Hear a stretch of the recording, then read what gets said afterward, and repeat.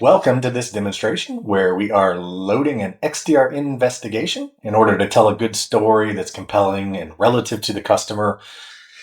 If you want to demonstrate like this, check out our part 2 where I show you how to set up the EDR and XDR for this kind of demo. The important thing here with this demonstration like this is a good story. So this starts with a notification from SANS to your email where we're taking you to VBulletin exploit, right? This is brand new. And the customer uses VBulletin in this scenario. So we want to quickly see if this behavior is indicative of anything that we see in the environment, right? So we can copy this text here and put it directly into Investigate, which I'll show you here in a little bit. And you can see here, this is brand new, June 2025. But what I like better is if we load up this plugin in advance. So if you notice, when we scrape the screen here and query any of these observables off the screen, I see some block, or I should say malicious and suspicious URLs.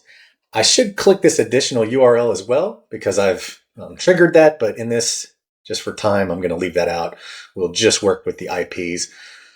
So I click Investigate. It's just like several buttons there. And while we're waiting, because it could take 60 seconds, it's a good time to show them the integrations and explain to them how this reaches out via API to each of the integrations. Here's all the ones that it's reaching out. So this is fast when it's going through, checking with this many integrations, 4 connections made to those IPs that we just saw. So we could even show them the third-party integrations here, but it's probably about ready to go back over and show them the investigation.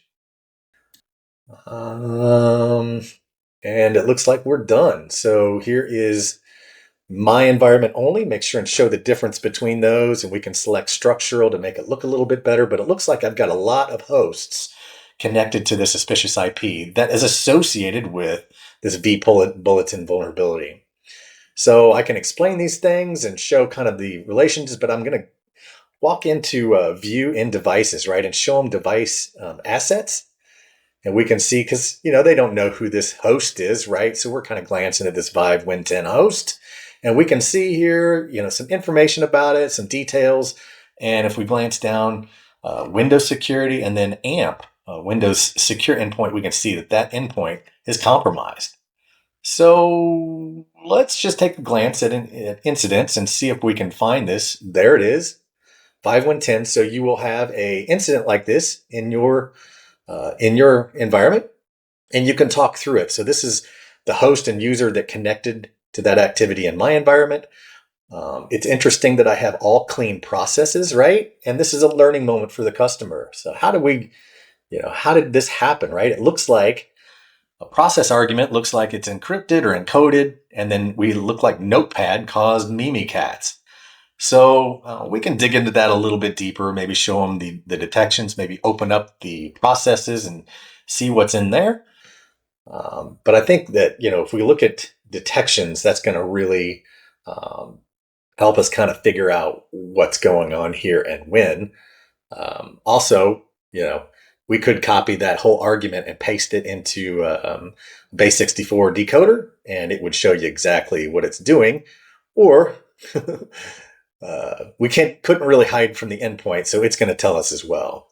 This is the SHA hash, and this is saying that it's a Notepad, but if we were to glance, and maybe I'll do that, we can find that sometimes in masquerading techniques, the attacker is lying, right? The file names don't always have to be what they say they are, and so we can kind of use some other tools to figure that out here, but it is a little bit confusing, and that's why this attack is kind of a learning thing for the customer, hopefully to show them, yeah, this was actually PowerShell that's been copied to a Notepad exe, and we have commands running off of that. And we can drill in and see that happening, not really within XDR, but I would glance at any one of these hashes, take them into Threat Grid, and they can see what's going on with that. We can probably try to do that. Let's do it with this one right here. I'll show you what that looks like. I have a pivot down here, so make sure and add this atomic or workflow to your pivot menus, where you can send it to Secure Malware Analytics It's a good time to show them one password, right? Beef up their passwords. And here you can see there's the hash right here in its PowerShell.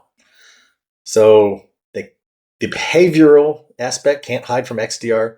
Even though it looks like Notepad, XDR knows better. And we could just take them through the containment at this point, right? Contain the event, go through and unisolate the host, and how your normal pickerel response would be. Just take them through that at this point. You could show them the work log, how that goes together, and finally the report. And I probably forgot to assign myself, and we'll just close this task out. And that's it. So that's kind of the demo in a nutshell. Showing the report, send the report, whatever. There's more than one way to do this, but this is just an idea. If you don't want to take the time to put in the plugin, you could just do a copy paste here, like we've done for a long time. You could copy the text here and then paste. This is going to take a lot longer to parse, so your talk track over this is going to need to be longer.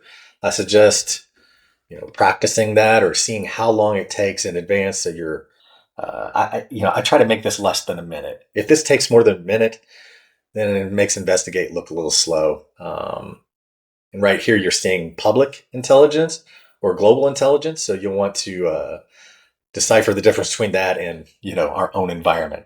The other thing is learn from my mistakes.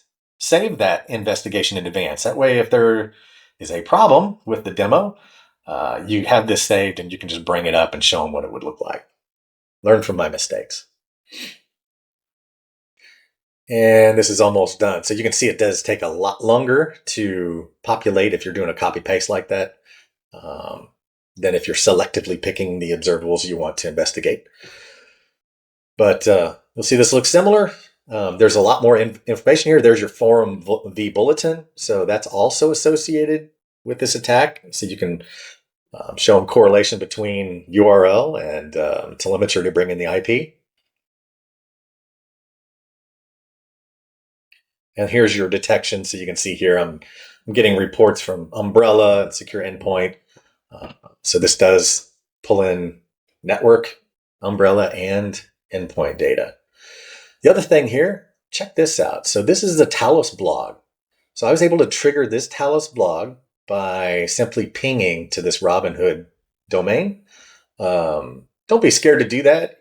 I've never picked up a virus yet or any malware by pinging an IP or pinging a domain.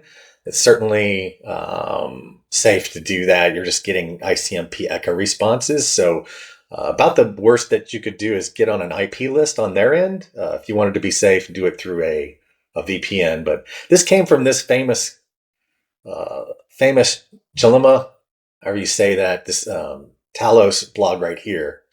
I just scraped this research and picked one out of here, and just you can just ping one of these. Hopefully that's blocked already, but even if it's not, just do it through a VPN. You'll be safe. And that's the one I used. So